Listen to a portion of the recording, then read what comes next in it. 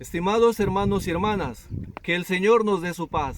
Hoy, por segunda semana consecutiva, la liturgia de la palabra nos presenta los relatos de vocación bíblica.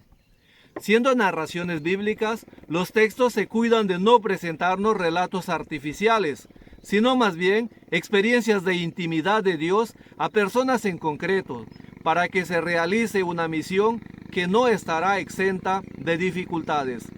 Lo que más nos llama la atención de esta narración son los ambientes discretos en los que se da la llamada de Dios como la vida cotidiana de los elegidos. Tal es el caso del profeta Isaías, que en el contexto de su participación en la liturgia del templo, Dios lo llama. Lo mismo también los discípulos de Jesús, que se encontraban en sus actividades laborales como la pesca y fueron sorprendidos por Jesús, quien los llama para que sean los testigos de la buena noticia de Dios.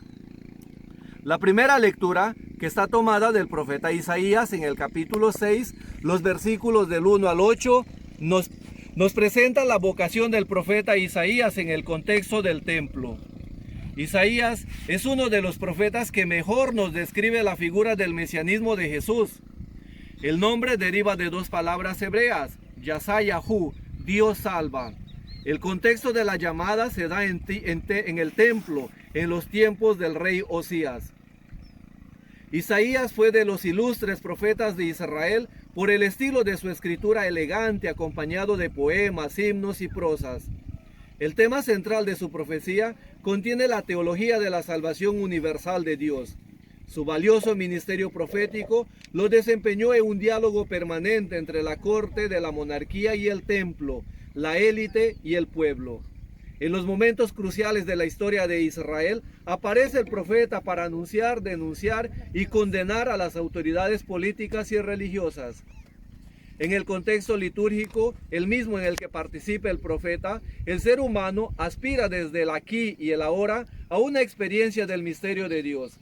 En ese contexto litúrgico, el profeta se prepara en tiempo de tranquilidad y de paz para vivir la dureza de la rebeldía del pueblo que le llevará al cautiverio de Babilonia.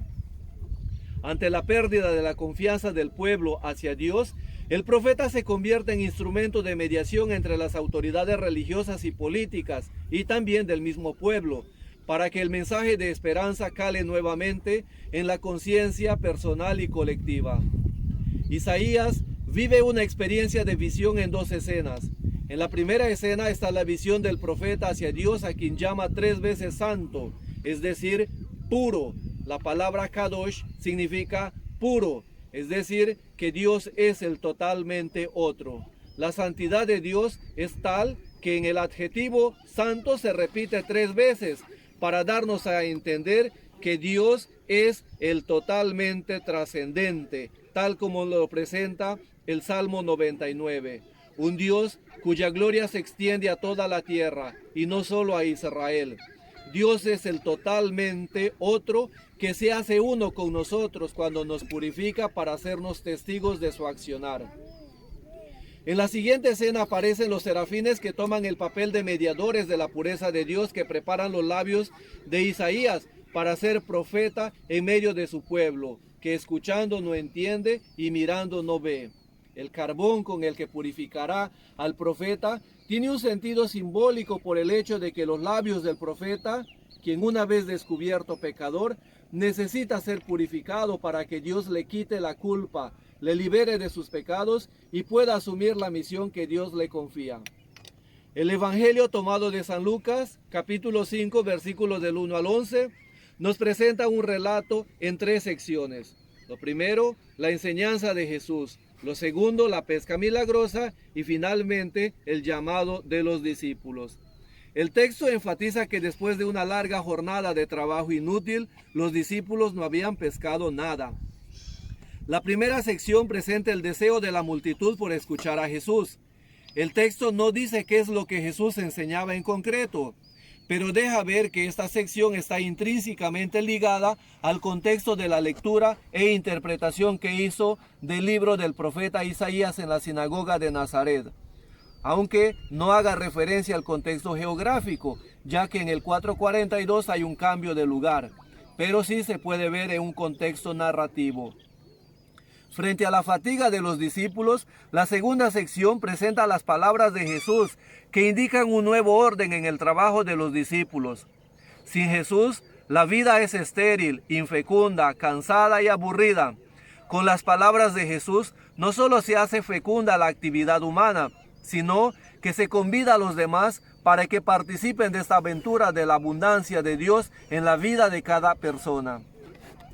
La tercera sección expresa una narración vocacional de los discípulos en el contexto de la enseñanza de Jesús desde la barca de Pedro junto al lago de Galilea. Tanto Jesús como los discípulos, los primeros discípulos, están en sus actividades cotidianas. Jesús enseñando y esos discípulos cansados de una estéril jornada que lo único que han encontrado es la impotencia. Llama la atención que en el relato aparecen 3 personajes de los cuales el único que interactúa con Jesús es Simón. Es probable que lo que pone de relieve el texto es el sentido de que Pedro pertenece a un grupo y no actúa en modo arbitrario. El grupo de los compañeros que se adhieren a Jesús para caminar con él y ser pescadores de hombre para que vivan para Dios en el inicio de su reinado. Dios llama a la plenitud de la vida en Cristo Jesús.